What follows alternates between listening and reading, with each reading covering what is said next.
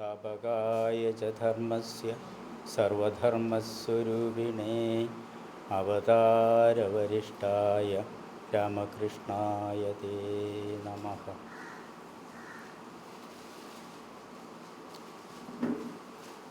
ശ്രീരാമകൃഷ്ണദേവൻ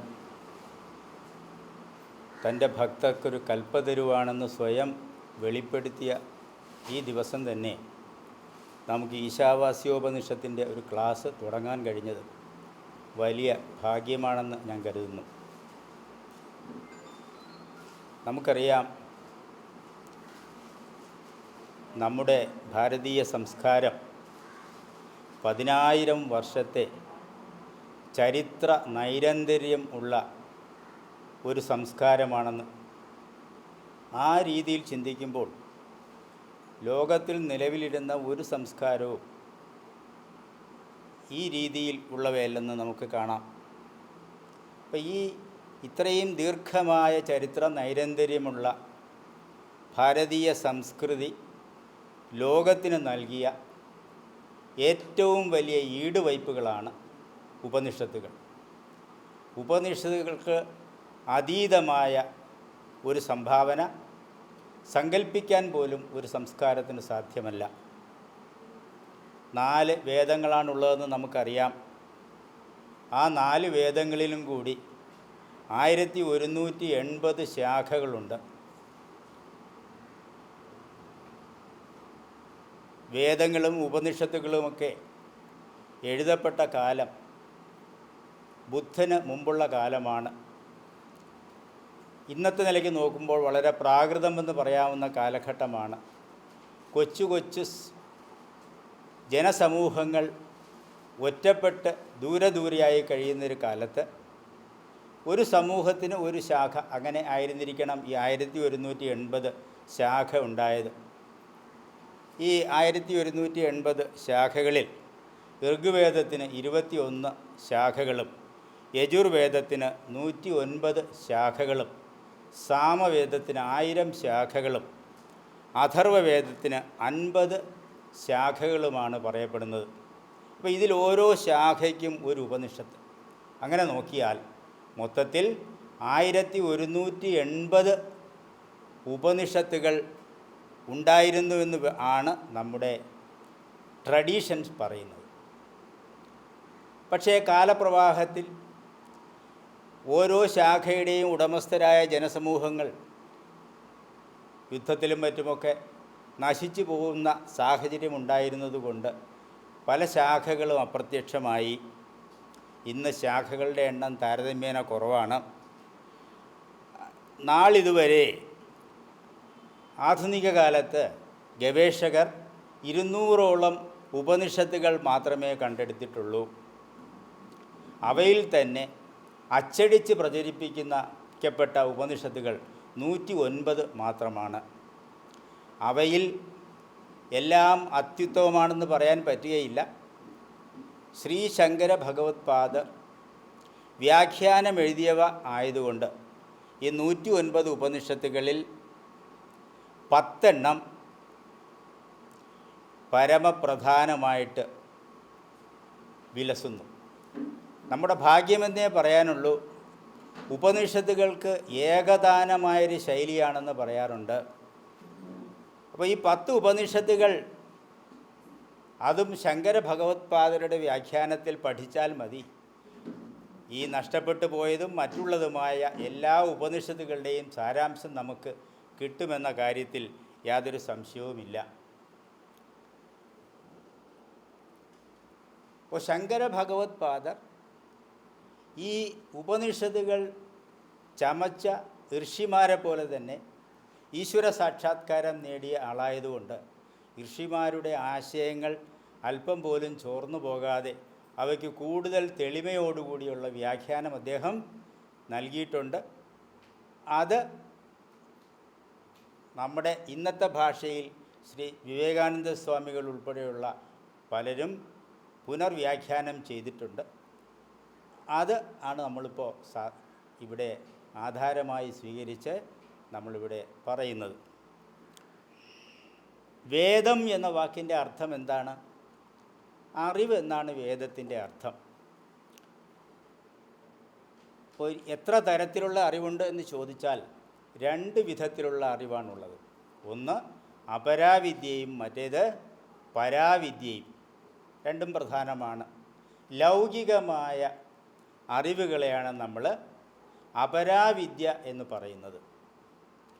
മനുഷ്യജീവിതത്തിന് ഈ ലൗകികമായ അറിവുകൾ പരമപ്രധാനമായ കാര്യമാണെന്ന് നമുക്കറിയാം.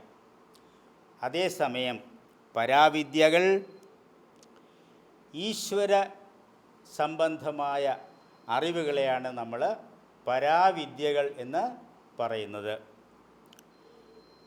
അപ്പോൾ പരമകാരണമായ ഈശ്വര തത്വം കണ്ടെത്താനുള്ള പരിശ്രമങ്ങളെയാണ് നമ്മൾ മൊത്തത്തിൽ പരാവിദ്യ എന്ന് പറയുമ്പോൾ അർത്ഥമാക്കുന്നത്. അപ്പോൾ വേദങ്ങൾ ഈ ഈശ്വരാന്വേഷണം എന്ന് പറയുന്ന യജ്ഞത്തിൽ നിരന്തരം മുഴുകിയിരിക്കുന്ന ഗ്രന്ഥ സമുച്ചയങ്ങളാണ്. ഇപ്പോൾ വിഷയപ്രാധാന്യമനുസരിച്ച് 4 വേദങ്ങളുണ്ട്. വിഷയപ്രാധാന്യമനുസരിച്ച് ഉപനിഷത്തുകളെ നമ്മൾ ഓരോ ഉപനിഷത്തിനെയും നമ്മൾ 4 തിരിച്ചിട്ടുണ്ട്. ഉപനിഷത്തിൻ്റെ ആദ്യ ഭാഗം സംഹിതയാണ്. അത് കഴിഞ്ഞ് ബ്രാഹ്മണമാണ്. അത് കഴിഞ്ഞ് ആരണ്യകമാണ്. അവസാനം വരുന്ന ഭാഗമാണ് ഉപനിഷത്തുക്കൾ. ഇപ്പോൾ സംഹിത എന്ന് പറയുന്ന ഭാഗത്തെ നമ്മൾ ഇറുക്കുകളെന്നും വിളിക്കും, മന്ത്രങ്ങളെന്നും വിളിക്കും. അപ്പോൾ മന്ത്രങ്ങളെന്ന് പറഞ്ഞാലും ഇറുക്കുകൾ എന്ന് പറഞ്ഞാലും സംഹിത എന്ന് പറഞ്ഞാലും വേദത്തിൻ്റെ ആദ്യ ഭാഗമാണ്. അപ്പോൾ ഇവിടെ എന്താണ് ഉള്ളത്? സംഹിതാഭാഗത്ത്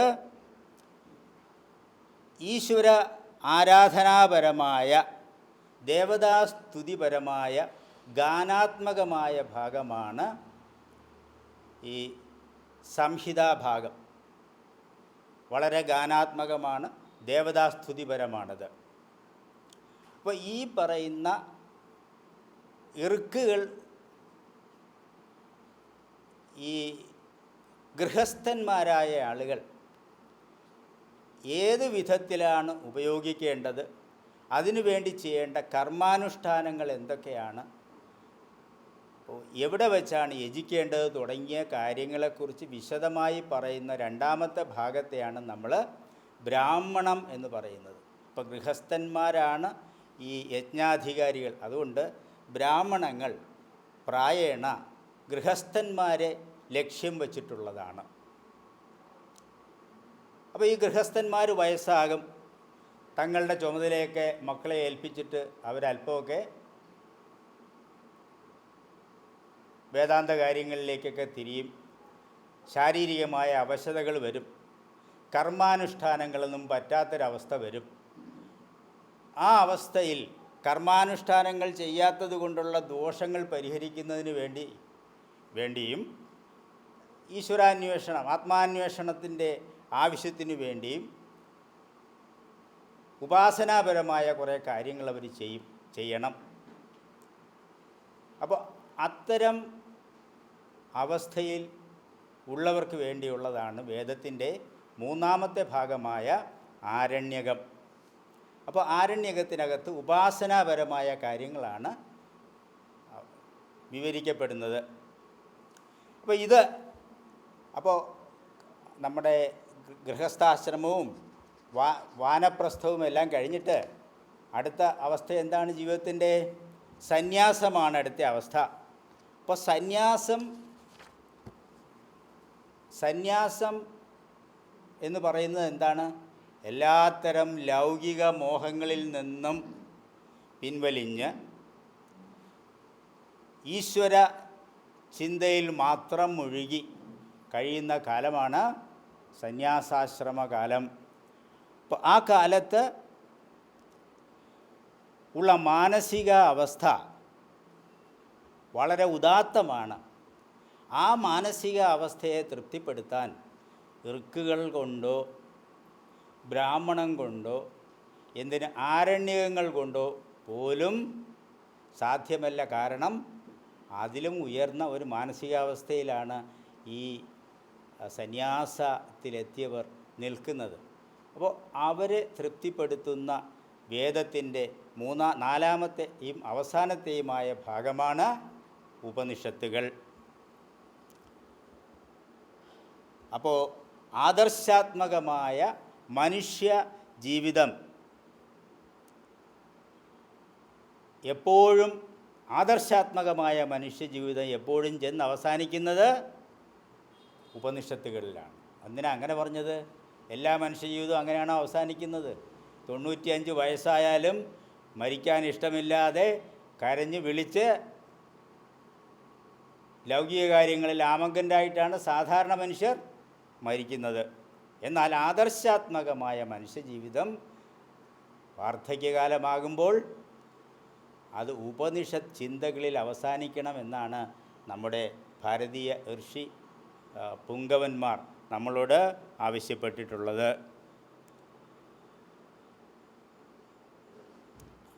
അപ്പോൾ ഈ കാരണത്താൽ ഉപനിഷത്തുകളെ നമ്മൾ വേദാന്തം എന്നാണ് വിളിക്കുന്നത്. വേദത്തിൻ്റെ അവസാനം. ഇത് വാക്യാർത്ഥത്തിൽ പലപ്പോഴും ശരിയല്ല. എല്ലാ ഉപനിഷത്തുകളും വേദങ്ങളുടെ അവസാനമല്ല വരുന്നത്. ചിലത് സംഹിതയുടെ ഭാഗമായിട്ട് വരുന്ന ഉപനിഷത്തുകളുണ്ട്. അവയെ നമ്മൾ സംഹിതോപനിഷത്തുകളെന്ന് പറയും. നമ്മളിവിടെ പഠിക്കാൻ പോകുന്ന ഈശാവാസ്യോപനിഷത്ത് ഒരു സംഹിതോപനിഷത്താണ്. മറ്റ് ചില ഉപനിഷത്തുകൾ ബ്രാഹ്മണങ്ങളുടെ മധ്യഭാഗത്തോ അല്ലെങ്കിൽ അവസാന ഭാഗത്തോ വരും, അല്ലെങ്കിൽ ആരണ്യകത്തിൻ്റെ അവസാന ഭാഗത്ത് വരും. പക്ഷേ കൂടുതൽ ഉപനിഷത്തുകളും വരുന്നത് ഈ വേദത്തിൻ്റെ അവസാന ഭാഗത്ത് തന്നെയാണ്. അപ്പോൾ അറിവിൻ്റെ അവസാനം, ഇതറിഞ്ഞാൽ ഇതിനപ്പുറം നമുക്ക് ഒന്നും അറിയേണ്ടതില്ല എന്നാണ് വേദാന്തം എന്ന വാക്കിൻ്റെ അർത്ഥം. ഇപ്പോൾ ഉപനിഷത്ത് എന്ന പദം അർത്ഥമാക്കുന്നത് എന്താണെന്ന് നമ്മൾ അറിയണം. ഉപനിഷത്തിനെ നമുക്ക് രണ്ട് വിധത്തിൽ നമുക്ക് വിഗ്രഹിക്കാം. ഒന്ന് ഉപ പ്ലസ് നിഷതെന്ന്. അപ്പം അങ്ങനെയാണ് നമ്മൾ വിഗ്രഹിക്കുന്നതെങ്കിൽ ഗുരുവിൻ്റെ സമീപമിരുന്ന് പഠിക്കുന്നത് എന്ന അർത്ഥമാണ് നമ്മൾ ഉപനിഷത്തിന് നൽകുന്നത്. ഗുരുവിൻ്റെ സമീപമിരുന്ന് പഠിക്കുന്നത്. ഇത്രയും ഗഹനമായ അസാധാരണമായ വിജ്ഞാനം ഒരു വ്യക്തിക്ക് നേരിട്ട് ഒറ്റയ്ക്കിരുന്ന് പഠിക്കാൻ പറ്റുകയില്ല. ഗുരുവിൻ്റെ സഹായം എപ്പോഴും ആവശ്യമുണ്ട്. ഒന്നുകിൽ ഭൗതികമായൊരു ഗുരു വേണം, അല്ലെങ്കിൽ നമുക്കൊരു മാനസികമായ ഗുരുവെങ്കിലും ആവശ്യമുണ്ട്. ഇനി ഇതേ പദത്തിനെ തന്നെ നമുക്ക് മൂന്നായിട്ടും വിഗ്രഹിക്കാം. അങ്ങനെ വിഗ്രഹിക്കുമ്പോൾ അതിങ്ങനെയാണ്: ഉപ പ്ലസ് നി പ്ലസ് സദ്. ഇതിൽ ഉപ നി ഇവ രണ്ടും ഉപസർഗങ്ങളാണ്. ഉപ നി എന്ന് പറയുന്ന രണ്ട് വാക്കുകളും ഉപസർഗങ്ങളാണ്. സദ് എന്ന വാക്കിന് മൂന്നർത്ഥങ്ങളുണ്ട്. അപ്പോൾ ഉപ നി അത് രണ്ട് വിസർഗങ്ങൾ. സദ് എന്ന വാക്കിന് കൂടെയുള്ള വിസർഗങ്ങൾ. അപ്പോൾ സദ് എന്ന വാക്കിന് മൂന്നർത്ഥങ്ങളുണ്ട്. അതിൽ ഒന്നെന്താണ്? വിശരണം അല്ലെങ്കിൽ ചിന്നിച്ചിതറിക്കൽ. വിശരണം അല്ലെങ്കിൽ ചിന്നിച്ചിതറിക്കൽ. രണ്ടാമത്തെ അർത്ഥം എന്താണ്? ഗതി. ഗതി എന്ന് പറഞ്ഞാൽ എത്തിച്ചേരൽ. മൂന്നാമത്തെ അർത്ഥം അവസാദനം, അതായത് ക്ഷയിപ്പിക്കൽ. അപ്പോൾ ഈ മൂന്ന് സദ് എന്ന വാക്കിൻ്റെ ഈ മൂന്നർത്ഥങ്ങളും നമ്മൾ എടുക്കുകയാണെങ്കിൽ നമുക്ക് ഉപനിഷത്ത് എന്ന വാക്കിന് മൂന്നർത്ഥങ്ങൾ കിട്ടും. ഒന്ന് കിട്ടിക്കഴിഞ്ഞു, മൂന്നർത്ഥങ്ങൾ കൂടി നമുക്ക് കിട്ടും.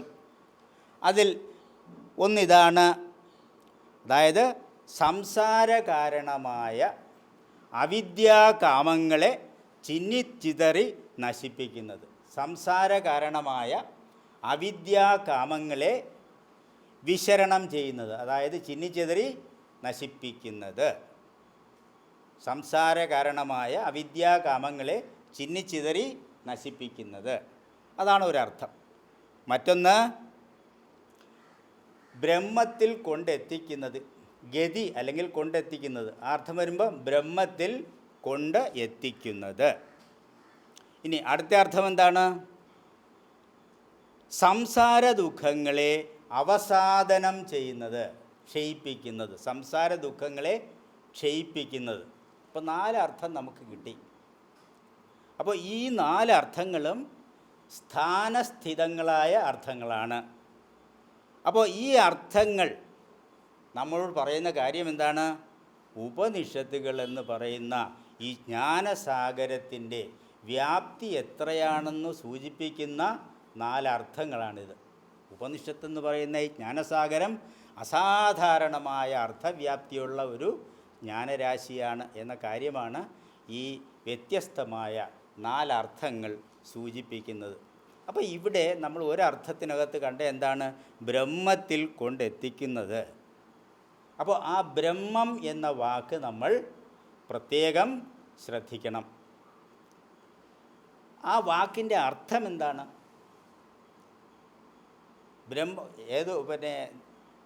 സംസ്കൃതത്തിൽ ഓരോ വാക്കിനും ഒരു റൂട്ടുണ്ടാവും. ആ റൂട്ടിനൊരു അർത്ഥം കാണും. അങ്ങനെ ആ വാക്കിൻ്റെ അർത്ഥം ഇതാണ്. അർത്ഥം പറയുന്നതിന് മുമ്പേ ഈ ബ്രഹ്മം എന്താണ്? പ്രപഞ്ചത്തിൻ്റെ പരമകാരണത്തിന് വേദാന്തം നൽകിയിട്ടുള്ള പേരാണ് ബ്രഹ്മം. പ്രപഞ്ചത്തിൻ്റെ പരമകാരണത്തിന് വേദാന്തം നൽകിയിട്ടുള്ള പേരാണ് ബ്രഹ്മം. അപ്പോൾ ആ വാക്കിൻ്റെ അർത്ഥം എന്താണ്? പ്രപഞ്ചമായി പെരുകി കാണപ്പെടുന്ന വസ്തു എന്നാണ്. പ്രപഞ്ചമായി